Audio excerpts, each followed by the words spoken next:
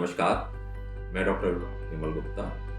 आज जैसा कि आप सबको मालूम है 14 नवंबर वर्ल्ड डायबिटीज डे। तो हम आज चर्चा करेंगे कि डायबिटीज शरीर के किस किस अंग को प्रभावित करती है। तो देखा जाए तो शरीर के हर अंग, जो भी महत्वपूर्ण अंग है, उसको डायबिटीज प्रभावित करती है। आजकल लिवर ट्रांसप्लांट का सबसे बड़ा कारण डायबिटीज है, किडनी ट्रांसप्लांट का सबसे बड़ा कारण डायबिटीज है, हार्ट की सबसे ज्यादा प्रॉब्लम जो डायबिटीज के मरीज हैं उनको सबसे ज्यादा होने की संभावना है। शरीर का कोई ऐसा अंग नहीं है जिसको डायबिटीज प्रभावित ना करते हो। इवन हमारे दांत, हमारी आंखें, आंखों में जो रेटिना की वजह से हमारे पास ब्लाइंडनेस होती है, उसका भी सबसे बड़ा कारण डायबिटीज ही है। इंडिया में जितने एम्पुटेशन होते हैं, एम्पुटेशन मतलब अगर हमारे पैरों को काटना पड़ जाता है किसी वजह से, तो उसके अगर हम कारण ढूंढते हैं तो सबसे बड़ा कारण अनकंट्रोल्ड कॉम्प्लिकेटेड डायबिटीज है। अब सवाल उठता है कि डायबिटीज क्या हमारे शरीर से हट सकती है? देखिए, इसमें दो चीजें हैं। एक कि हमने अब तक क्या किया। अगर हमारा वजन एक निश्चित वजन से ज्यादा है, यानी हमारा BMI 23 से ज्यादा है, और इसको एक सिंपल कैलकुलेशन करें तो जैसे हमारी हाइट 160 सेंटीमीटर है तो हमारा वजन 60 kg के आसपास होना चाहिए। तो अगर हम ऐसा लाइफस्टाइल अपनाएं कि हम अपना वजन को बिल्कुल कंट्रोल रखें, अपने वेट को बिल्कुल कंट्रोल रखें और रेगुलर एक्सरसाइज करें।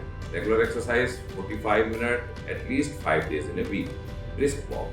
तो अगर हम ऐसा करते हैं तो डेफिनेटली यस, अगर हमारा आज वजन ज़्यादा है और हम उस BMI के श्रेणी में आ जाते हैं और अगर हम रेगुलर एक्सरसाइज करते हैं तो एक हद तक डायबिटीज से निजात पा सकते हैं। परंतु ऐसा नहीं है कि मेन है कि हमें कॉम्प्लिकेशन से बचना है।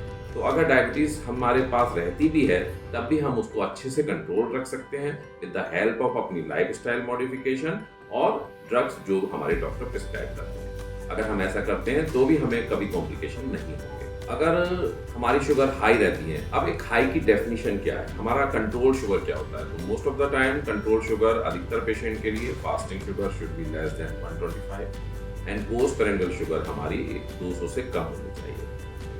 अगर ऐसा है तो हम सारे कॉम्प्लिकेशन से बचे रह सकते हैं। परंतु अगर शुगर हमेशा हमारे हाई रहते हैं तो हमें दो तरह की परेशानियां हो सकती हैं। एक एक्यूट परेशानी में होती है कि हमारे यूरिनरी ट्रैक्ट में इन्फेक्शन हो सकता है, हमारे शरीर में और कहीं इन्फेक्शन हो सकता है, हमें कोई इंजरी होती है तो उसके घाव भरने में बहुत टाइम लग सकता है।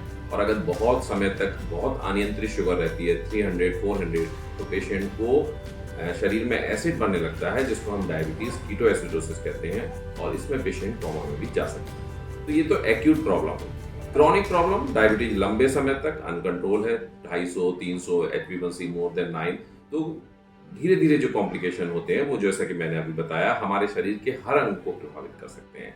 हम ऊपर से चलें तो आंख, दांत, किडनी, लिवर, हार्ट, पैरों पे, सब पे इफेक्ट कर सकता है। तो मेरी सभी डायबिटीज के मरीजों से सलाह है कि अपने व्यवहार में एक नियमितता लाएं कि हमें रोज एक्सरसाइज करनी है, रोज वॉक के लिए जाना है, रोज घर पे भी अगर बैठे हुए हैं, हम बाहर नहीं जा सकते हैं तब भी एक्सरसाइज करनी है।